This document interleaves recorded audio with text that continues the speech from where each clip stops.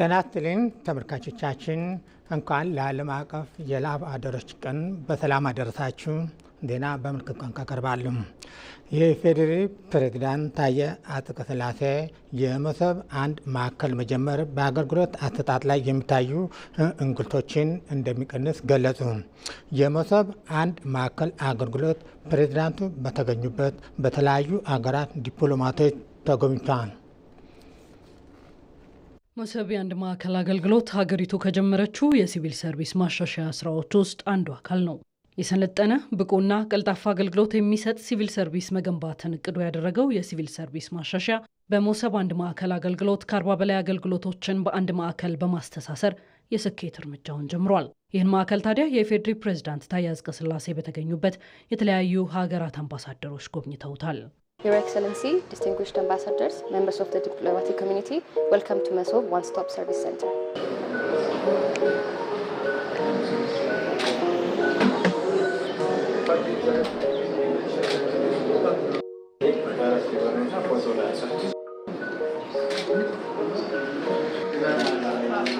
ፕሬዝዳንት ታዬ አጽቀሥላሴ የመሶብ አንድ ማዕከል አገልግሎት በዘርፉ የሚታዩ እንግልቶችን ለመቀነስ በእጅጉ የሚያግዝ መሆኑን ተናግረዋል።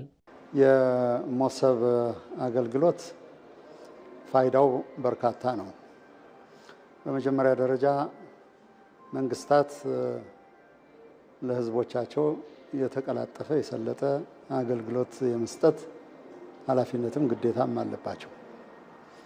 በኢትዮጵያ የዘመናት የመንግስት አገልግሎት እና የመንግስት አገልግሎት አሰጣጥ ዙሪያ በአብዛኛውን እጅግ አድካሚ ምናልባትም የሚያስቆጣ ለማለት ይቻላል የነበረ ነው። በመሆኑም ይህ አዲስ ሁሉ አቀፍ የሆነ በአንድ ቦታ በርካታ አገልግሎት ለመስጠት የተጀመረው ስራ መርግጥ የኢትዮጵያን የፐብሊክ ሰርቪስ እንደ ተቋም፣ ሁለተኛ መንግስት የሚሰጣቸውን አገልግሎቶች ደግሞ ከፍ ያደርጋል፣ ወደ ላቀ ደረጃ ያሸጋግራል።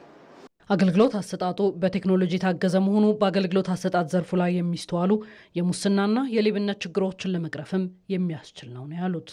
በመንግስት አገልግሎት ዙሪያ ያለን ተመክሮ ብዙ የሚያኩራራ አይደለም። በመሆኑም መንገላታትን ብቻም ሳይሆን ደጅ እንዲጠኑ የሚፈልጉ ወይም ደግሞ መታያን የሚሹ ሁሉ ይህ አይነት የዘመነ ቴክኖሎጂን የዋጀ አገልግሎት በፍጹም ባይባልም በዋነኛነት ይቀርፋል። ስለዚህ እንደ ሀገር ኢትዮጵያ ሕዝቦቻችን የሚገባቸውን ሰርቪስ ያገኙ ዘንድ ይህ ኢኒሼቲቭ ትልቅ ነው ለማለት ይቻላል። በስራው የተሳተፉ አካላት ምስጋና ይገባቸዋል ያሉት ፕሬዝዳንቱ 12 ተቋማትን ያስተሳሰረው ስርዓት በሀገር አቅም መከወኑ ደግሞ የሚያኮራ ተግባር መሆኑን ጠቁመዋል። 12 ተቋሞች 41 አይነት ሰርቪስ የሚሰጡ በመሆኑ እጅግ ከፍ ያለ ነው። የተለያዩ ዓለማት ዞረን ተመልክተናል።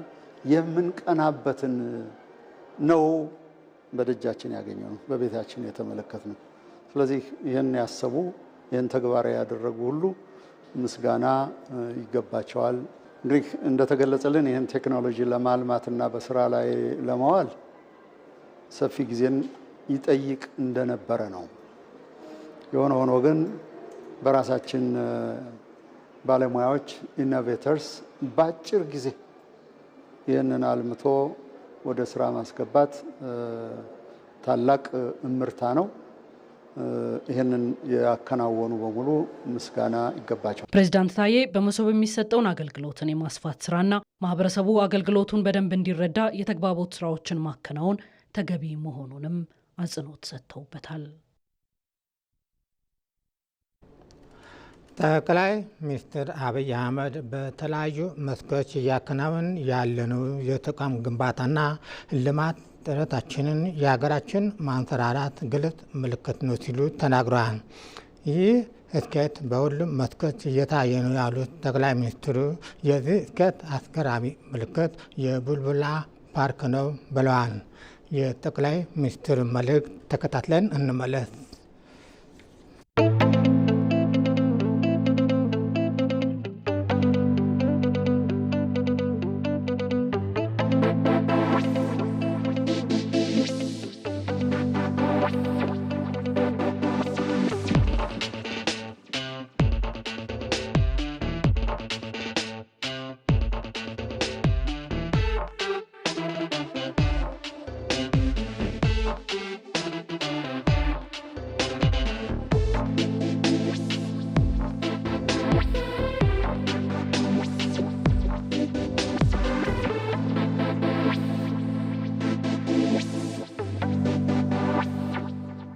ይህንን ዓመት ስንጀምር ይህ ዓመት የኢትዮጵያ የማንሰራራት ዓመት ነው ብለን ነበር እና በሁሉም የስራዎቻችን መስክ በግምገማ ያረጋገጥነው በፋክት ያረጋገጥነው እየመጣ ያለው እመርታ እየመጣ ያለው ለውጥ ይበል ይቀጥል የሚያስብል ነው።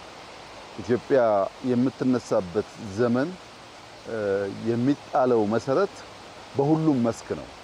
በእርሻ ስንዴ፣ ቡና እንደምንለው፣ በማይኒንግ ወርቅ እንደምንለው፣ በኢንዱስትሪ ኢትዮጵያ ታምርት እንደምንለው፣ በቱሪዝም በጣም በርካታ ስራዎች እንደተሰሩት እንዲሁም በቴክኖሎጂው በተለይ የሞባይል ባንኪንግ አሁን በቅርቡ የተመረቀው የመሶብ የአንድ ማዕከል አገልግሎት ከዛ ቀደም የተመረቀው የኳሊቲ ኢንፍራስትራክቸር አብዛኛው የተቋም ግንባታ ስራችን ተሰናስሎ ተደምሮ ሲታይ የኢትዮጵያን ማንሰራራት እውን እየሆነ እያየነው እንደመጣን ያመላክታል። አሁን ያለነው የቦሌ ቡልቡላ ፓርክ ነው። እዚህ ቦታ ከጥቂት ወራት በፊት በጣም ጥቂት ወራት በፊት ይሄ መንገድ አልነበረም። ከዚህ ኮንዶሚኒየም ፊት ለፊት የነበረው ቦታ ፓርኪንግ፣ መኪና ማከማቻ፣ ቆሻሻ መጣያ እውነት ለመናገር ለውድድር የማይመች ቦታ ነበር።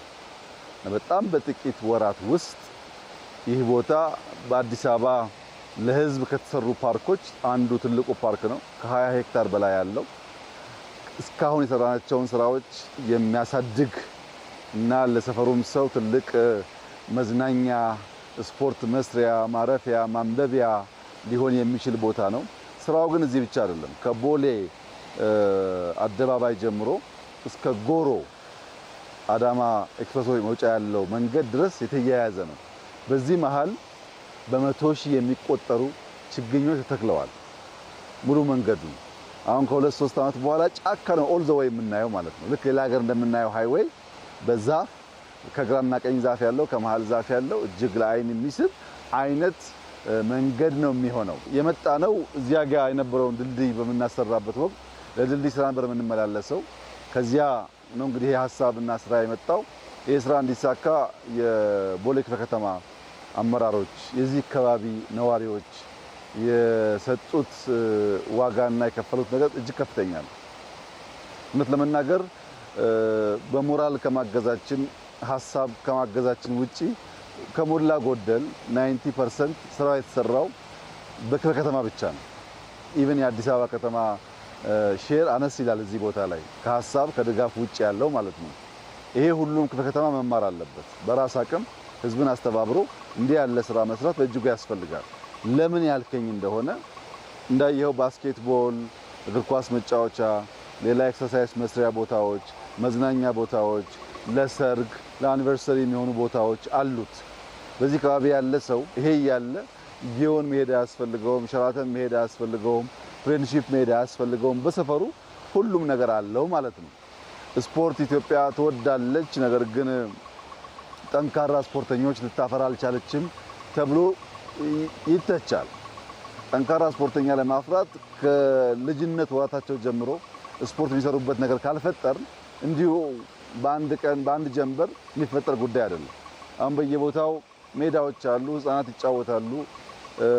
ፊዚካሊም ጠንከር እያሉ ቴክኒክም እያወቁ ሲያድጉ ከነዚህ ሁሉ ሰው ውስጥ ኢትዮጵያን ወክለው አመርቂ ውጤት የሚያመጡ ልጆች ለማፍራት ያግዛልና ኢንቨስትመንቱ ለዛሬም ለነገም ነው። ለትውልድ የሚሆን ስራ ነው። እንግዲህ በወጣንበት ቦታ ሁሉ እንደዚህ አይነት ስራዎች እናያለን። በጥራቱ በሳይዙ ተፈጥሮን ኢምብሬስ ባደረገበት መልክ ስንመለከት በየትኛውም መመዘኛ የትም ዓለም ከምናየው ነገር የሚሻል እንጂ የሚያንስ አይደለም። እጅግ አስደማሚ ስራ ነው። የአካባቢ ሰዎች ይበልጥ እንዲጠብቁት ጽዳቱን፣ ሴኩሪቲውን፣ የተሰሩት መሰረተ ልማቶች እንዳለ ማስጠበቅ የህዝቡ ኃላፊነት ይሆናል። እኛ ደግሞ አልፎ አልፎ ሲመቸን መተን ከሰፈሩ ነዋሪዎች ጋር የምንዝናናበት እንዲሆን ቆሻሻ የሌለው ሰላም ያለበት ሰዎች ህፃን ቢሆኑ ሴቶች ቢሆኑ አዛውንት ቢሆኑ የማይሰጉበት ቦታ እንዲሆን አደራ ማለት እፈልጋለሁ። የተሰራው ስራ በጣም በጣም በጣም በጣም አሜዚንግ ነው። በጣም ደስ የሚል ስራ ነው። ይሄ ይስፋ ነው እንግዲህ እንደዚህ አይነት ስራዎች በጣም በየቦታው እየበዙ ነው ያሉት። ይሄን እያሰፋን እየተማርን እያሻሻልን አስተናስለን የተሻለ ሀገር አስተናስለን የተሻለ ከተማ እንፈጥራለን። እንደዚህ አይነት ስራ ሰርተው ያለፉ ሀገራት ዋጋ ሳይከፍሉ ሀገር የሰሩ አንድም ሀገር የለም። ከአሜሪካ ጀምሮ ኦል ዘ ዌይ አደገ የሚባል ሀገር ቢኬድ ዋጋ ከፍሎ ትውልድ ዋጋ ከፍሎ ነው ሀገር የሚሰራው እና ሀገር ለመስራት የሚከፈለውን ዋጋ ለልጆቻችን እንደሚደረግ ኢንቨስትመንት እያሰብን በቀና ልቦና ሀገራችንን እንድንሰራ እንድንገነባ አደራ ማለት ፈልጋለሁ። በሁሉም መስክ እየመጣ ያለው ውጤት ተስፋ እንዳለን ያመላክታል። ይሄንን ደግሞ በየዓመቱ አጠናክረን በርተን በመስራት የኢትዮጵያን ትንሳኤ እናረጋግጣለን የሚል ሙሉ እምነት አለኝ። ባየሁት በጣም ደስ ብሎኛል። ይህ ነገር እንዲበረታ እንዲቀጥል እመክራለሁ። እጅግ አድርጌ አመሰግናለሁ።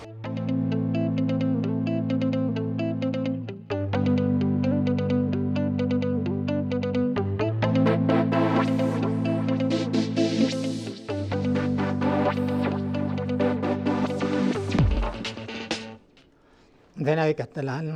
በአዲስ አበባ ነዋሪዎች የሚያነሱት ጥያቄ በመፍታት የተሻለ አገልግሎት ለመስጠት የሚደረገው ጥረት ይጠናከራል ሲሉ ከንቲባ አዳነች አቤቤ ተናገሩ። የአዲስ አበባ ምክር ቤት 4ኛ ዓመት የስራ ዘመን 3ኛ መደበኛ ጉባኤውን አካሂዷል። የአዲስ አበባ ከተማ ምክር ቤት መደበኛ ጉባኤውን ሲያካሂድ በርካታ አጀንዳዎች ላይ ውይይት አድርጓል። ምክር ቤቱ በመደበኛ ጉባኤው የከተማ አስተዳደሩ ተጨማሪ በጀት ከ11.5 ቢሊዮን ብር በላይ እንዲሆን አጽድቋል። ይህ በጀት መጽደቁም ከተማ አስተዳደሩ እያከናወናቸው ያሉ የልማት ተግባራት አጠናክሮ እንዲቀጥል የሚያግዝ ነው ተብሏል። ከዚህ በተጨማሪም የምክር ቤቱ አባላት በከተማ አስተዳደሩ አፈጻጸም ዙሪያ ጥያቄዎችን ያነሱ ሲሆን ከንቲባ አዳነች አቤቤ ምላሽ ሰጥተዋል። አምራቹና ሸማቹ ተገናኝቶ በርካሽ ወይም ዝቅ ባለ ዋጋ አገልግሎቱን እንዲያገኝ እየተደረገ ያለ ስራ መልካም ሆኖ ነገር ግን ስራውን የሚያበላሹ ጉዳዮች በየቦታው አሉና ይሄ ቀረብ ብሎ መፈተሽ ያስፈልጋል። ምርትን በማቅረብ በርካታ ህገወጥ ንግዶች፣ አላግባብ ዋጋ መጨመር እንዲስተካከል የማድረግ ስራ ዋናው ስትራቴጂያችን ነው። ሁለተኛው ቁጥጥር ነው። ግብረ ኃይል አለ። ህጉን ጠብቀን በመናረገው ቁጥጥር እርምጃዎች እየወሰድን ለውጦችን ማየት ጀምረናል። ቁጥጥር ብቻ አይደለም፣ ነጋዴዎችን እናወያያለን። ስለዚህ መተሳሰብ ይገባል በሚለውም ጭምር የሚለወጡ እንዳሉ አይተናል። አንዳንድ ቦታዎች ሳምንት ሙሉ ውሃ ይጠፋባቸውም፣ አንዳንድ ቦታዎች ደግሞ በሳምንት አንድ ቀን ውሃ የሚያገኙ አሉ። ስለዚህ ፍትሃዊ የሆነ ስርጭት እንዲኖርና በተጠና መንገድ ስርጭቶቹ እንዲሄድ ከማድረግ አንጻር ምን ታስቧል? የውሃ አቅርቦት ከተማችን ላይ የመጠጥ ውሃ አቅርቦት እጥረት አለ። በሺፍት ነው የምናቀርበው። ከተማዋ በጣም እያደገች ነው። የውሃ አቅርቦትም የዛኑ ያክል ነው እያደገ ያለው። በዚህ በለውጥ ዘመን ብቻ ከ60 እጅ በላይ የውሃ አቅርቦቱን ጨምረናል። የተሰራው ስራ ቀላል አይደለም። ኢንቢሊየን ነው ሀብት የምናፈሰው። ፍላጎቱ ግን የዛኑ ያክል ነው እየጨመረ ያለው። የጭቋላ የከርሰ ምድር ውሃ በቀን ወደ 100,000 ሜትር ኩብ ያመርታል። አሁን ወደ 85,000 ሜትር ኩብ አግኝተናል። ሌሎቹን ጨምረን ለሚቀጥለው በጀት ዓመት ወደ ስራ የምናስገባው ነው። አሁን ያገኘነውን 85,000 ያክሉን ሜትር ኩብ ደግሞ በቅርብ ጊዜ ወደ ህዝቡ እያደረሰን የምንሄድ ነው የሚሆነው። ኮሪደሩ ባልተጀመረባቸው ከተማዎች ሰሞኑን በመስክ ጉብኝታችን ላይ የገጠሙን ነገሮች አሉ። ኮሪደሩ እኛ ጋር መቼ ነው የሚደርስ ጥያቄ እየተነሳ ነው ያለው። አሁን ተባብረን ነው ከተማችንን እየሰራን ያለ ነው። በአንድ በኩል እንደዚህ ተባብረን መስራታችን ተባለቤትነትም ወጪያችንን የሚያቃለል ነው የሚሆነው። በሌላ በኩል ደግሞ ታቅዶ በደንብ ዲዛይን ተደርጎ የማያዳግም ስራ መሰራት ይችል ዘንድ ሌሎችንም አካባቢዎች በተመሳሳይ በጥናት ቅደም ተከተል አሲዘን የምንሄድበት መሆኑን በዚህ አጋጣሚ በተጠየቀው ልክ ለማንሳት ነው። አገልግሎት አሰጣጦች በአንድ ቦታ ላይ የሚልም ስላለ ይሄ ትልቁ መፍትሄ በመሆኑ ምክንያት ከዚህ ጋራ በተገናኘ ከከተማ አስተዳደሩ ጋራ እንዴት ምን አይነት ግንኙነት አለ? አሁን የአንድ ማዕከል እየገነባን ያለ ነው። ከፌዴራል መስሪያ ቤት ወይም ደግሞ እንደ ሀገር ከተመረቀው ቀጥሎ የአዲስ አበባን ጠብቁ። አዲስ አበባ በፍጥነት እናደርሳለን። እየሰራንበት ነው። ቀደም ብለንም ጀምረናል። ምክር ቤቱ የተለያዩ ሹመቶችን በዛሬው ውሎ አጽድቋል። ሕግና ስርዓትን መሰረት በማድረግ ሶስተኛ የኢትዮጵያ ታምርት ኤክስፖ በመጪው ቅዳሜ ሚያዝያ 25 ቀን 2017 ዓ.ም በአዲስ ዓለም አቀፍ ኮንቬንሽን ማዕከል በይፋ እንደሚጀመር የኢንዱስትሪ ሚኒስቴር አስታውቋል። የኢንዱስትሪ ሚኒስትር መላኩ አለበል ኤክስፖው የኢትዮጵያ ተወዳዳሪነትን የሚያለቁ አዳዲስ የኢንዱስትሪ ቴክኖሎጂዎችን የሚቀርብበት መሆኑን ገልጸዋል። ሶስተኛው የኢትዮጵያ ታምርት ኤክስፖ በመጪው ቅዳሜ ሚያዝያ 25 ቀን 2017 ዓ.ም በአዲስ አበባ ኮንቬንሽን ማዕከል በይፋ እንደሚጀመር የኢንዱስትሪ ሚኒስቴር አስታውቋል። የኢንዱስትሪ ሚኒስትር መላኩ አለበል በመጪው ቅዳሜ በይፋ የሚከፈተው የኢትዮጵያ ታምርት ኤክስፖን አስመልክቶ ለጋዜጠኞች ማብራሪያ ሰጥተዋል። በዚህ ወቅት የኢትዮጵያ ታምርት ንቅናቄ ከተጀመረ ጀምሮ ኢንዱስትሪዎች ያጋጠማቸው የነበሩ ችግሮችን ደረጃ በደረጃ እንዲፈቱና የማምረት አቅማቸው እንዲጎለብት ማድረጉን አንስተዋል። የኢትዮጵያን ተወዳዳሪነት ይበልጥ ለማላቅ ቴክኖሎጂ ላይ አተኩሮ መስራት አስፈላጊ ስለሆነ በዛ በኩል በጣም በርከት ያሉ ኢንዱስትሪዎች ምናልባትም በአይነት ከዚህ በፊት ያልታዩ ምርቶች በቴክኖሎጂ ዘርፍ የሚቀርቡበት ነው። ከኤክስፖ አስቀድሞ በተለያዩ ክልሎች የተደረጉ ኤግዚቢሽንና ባዛሮች እንዲሁም የኢትዮጵያ ታምርት የ10 ኪሎ ሜትር የጎዳና ላይ ሩጫ የኢትዮጵያን ምርት በማስተዋወቅ በኩል ጉልህ ሚና እንደነበራቸው ሚኒስትሩ ገልጸዋል። በኢትዮጵያ ታምርት ኤክስፖ ምርቶችን ከማስተዋወቅ ባለፈ የተለያዩ የፓናል ውይይቶች፣ የምርት ልማት ውድድሮች፣ የተሻለ አፈጻጸም ላላቸው ኢንዱስትሪዎች የእውቅና ፕሮግራምና ሌሎች መርሃ ግብሮች ይከናወናሉ። ማክሮ ኢኮኖሚ ሪፎርሙ ላይ በተለይ ለማኑፋክቸሪንግ ኢንዱስትሪ ምንድን ነው የነበረው አስተዋጽኦ የሚለውን ምክክር የሚደረግበትና ኢንዱስትሪያሊስቶቹ በዚያው ልክ የተፈጠረውን እድል እየተጠቀሙ ነው ወይ፣ ከማክሮ ኢኮኖሚ ሪፎርሙ ጋር ተያይዞ ተጨማሪ መሰራት ያለባቸው ስራዎችስ ምንድን ናቸው የሚለውን የምናይበት ትልቅ መድረክ ነው። የኢትዮጵያ ታምርት ንቅናቄን ከጀመርንበት ጊዜ ጀምሮ አገልግሎቶቹ በተቀናጀ መንገድ ለባለ ሀብቶቹ እንዲደርሱ ለማድረግ ጥረት እየተደረገ ነው። ስለዚህ ከሎጂስቲክ ጋር ተያይዞ ከፋይናንስ ጋር ተያይዞ እና ሌሎቹ በዚህ ውስጥ የሚታዩ ስራዎች በምን ሁኔታ ላይ ናቸው ያሉት፣ ምን ድጋፍ ያስፈልጋል የሚለው ላይ ምክክር የሚደረግበት ይሆናል ማለት ነው። ለ5 ቀን የሚካሄደው የኢትዮጵያ ታምርት ኤክስፖ ከ120 ሺህ በላይ የሀገር ውስጥና የውጭ ጎብኚዎች እንደሚኖሩም በመግለጫው ተብራርቷል። በኤክስፖው 288 ኢንዱስትሪዎች የሚሳተፉ ሲሆን ከ4 ቢሊዮን ብር በላይ ግብይት ይፈጸማል ተብሎም ይጠበቃል። ኤክስፖውን ሁሉም ዜጋ እንዲጎበኘውና የኢትዮጵያ ምርት እንዲገዛም ሚኒስትሩ ጥሪ አቅርበዋል። ከሚያዝያ 25 እስከ ሚያዝያ 29 ድረስ የሚቆይ የ5 ቀናት ቆይታ ያለው ኤክስፖ ነው። በዚህ ኤክስፖ ከሀገር ውስጥም ከውጭም በርካታ ጎብኚዎች ይኖራሉ ተብሎ ነው የሚታሰበው። ከ6000 በላይ የግብይት ትስስር ይኖራል ብለን ነው የምናስበው። ከ4 ቢሊዮን ብር በላይ ግብይት ሊፈጸም ይችላል ብለን እንጠብቃለን። ከ120 ሺህ በላይ ጎብኚዎች ይኖራሉ። አጠቃላይ ወደ 288 የሚደርሱ ኤግዚቢተሮች ይኖራሉ። ትልቅ ዝግጅት ነው። ከዚህ በፊት ከነበሩት በአይነቱ በጣም የተለየ ነው። ምርቱን ብቻ ሳይሆን የምናየው የኢትዮጵያን አቅም፣ የደረስንበትን አጠቃላይ ደረጃ፣ የወደፊት ተስፋችን የምናይበት ስለሆነ ኢትዮጵያውያን ይህንን መድረክ እንዲጠቀሙበት፣ ይህንን ኤክስፖ እንዲጎበኙ ብቻ ሳይሆን እንዲገዙም እና በተለይ ደግሞ አምነንበት ወደነው የሀገራችን ምርት እንድንጠቀም አደራ እላለሁ። ፈጠራን ማበረታታትም አንዱ የኤክስፖ ዓላማ መሆኑን ጠቅሰው የቴክኖሎጂ ሽግግርና የልምድ ልውውጥ መፍጠርንም ዋነኛ ግቡ ማድረጉንም ሚኒስትሩ አክለዋል። የኢትዮጵያ ታምርት ንቅናቄ በማዕከላዊ ኢትዮጵያ ክልል ከስራ ውጭ የነበሩና የተቀዛቀዙ ኢንዱስትሪዎች ሙሉ በሙሉ ወደ ስራ እንዲገቡ ማስቻሉን የክልሉ ርዕሰ መስተዳድር ዶክተር እንዳሻው ጣሰው ገለጹ። በክልሉ 7 ከተሞች ከ2000 ሄክታር በላይ ለኢንዱስትሪ የሚሆኑ ቦታዎች መዘጋጀታቸውንም ተገልጿል።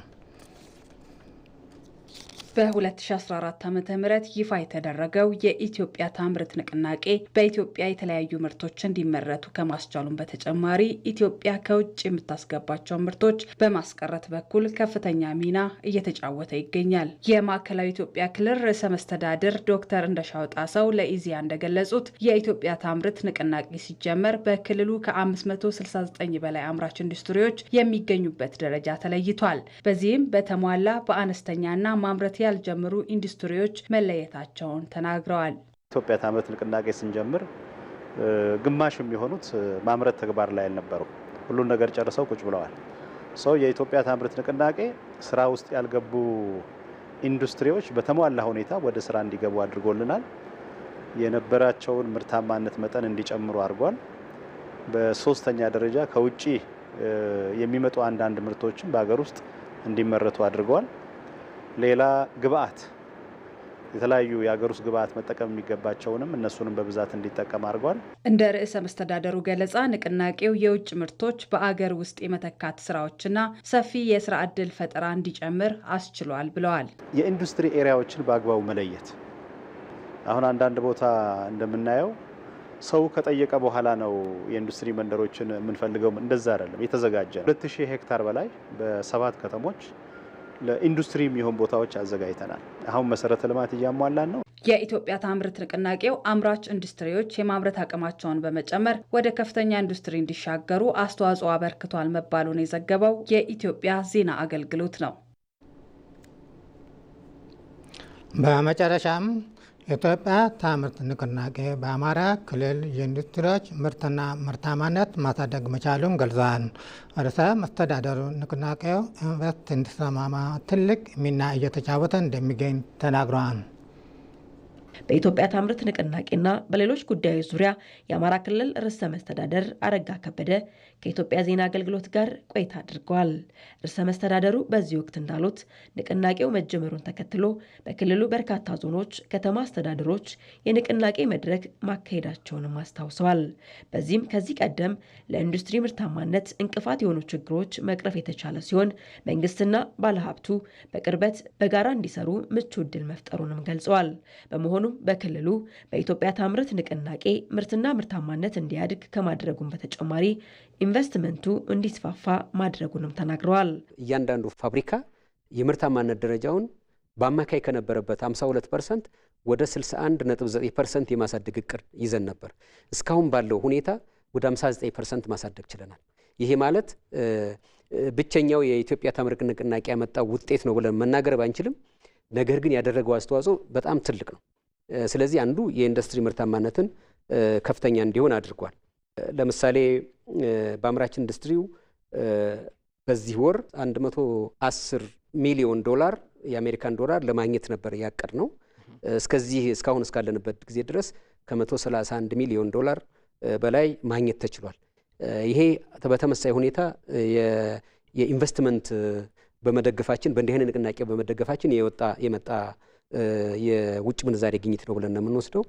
ከዚህ በተጨማሪም ቀደም ሲል እንደ ትኩረት መስክ የወሰድነው የገቢ ምርትን መተካት ብለን ባቀርነው መሰረት ይሄም በተመሳሳይ ወደ 691 ሚሊዮን ዶላር የሚሆን ምርት በሀገር ውስጥ እንዲመረት ብለን ባስቀመጥነው አቅጣጫ መሰረት ወደ 324 ሚሊዮን ዶላር ተኪ ምርት ማምረት ተችሏል። የመሰረተ ልማት ጥያቄ የሆኑት ለአምራቾች ዘርፍ አስፈላጊ የሆኑ የመብራት፣ የውሃና ሌሎች ጥያቄዎች በፍጥነት መልስ ለመስጠት ጥረት እየተደረገ ነው ብለዋል።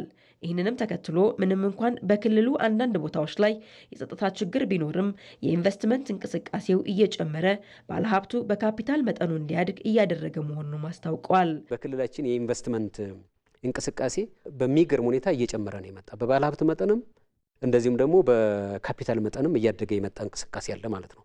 ይሄ እንዲሆን ያስቻለን ባለሀብቶችን በየጊዜው በማግኘታችን ምክንያት የኢንቨስትመንት እንዲያስፋፉ ጸጋችንን በማስተዋወቅ በግብርናም በማዕድንም በሌሎችም የአገልግሎት ዘርፎች ያለንን ጸጋ በማስተዋወቅ ባለሀብቱን በመሳብ ይሄ አሁን በክልላችን ያጋጠመን የጸጥታ ችግር ጊዜያዊ መሆኑን እያስረዳን ባለሀብቶች ወደ አካባቢ በመምጣት እንዲያለሙ በማድረጋችን የመጣ ውጤት ነው ማለት ነው። ይሄን ለማስረዳት የጠቀመን ፕላትፎርም ወይም አውድ የኢትዮጵያ ታምርት ፕሮግራም ነው ብዬ መግለጽ እችላለሁ። ዜና አበቃ። መልካም ቆይታ።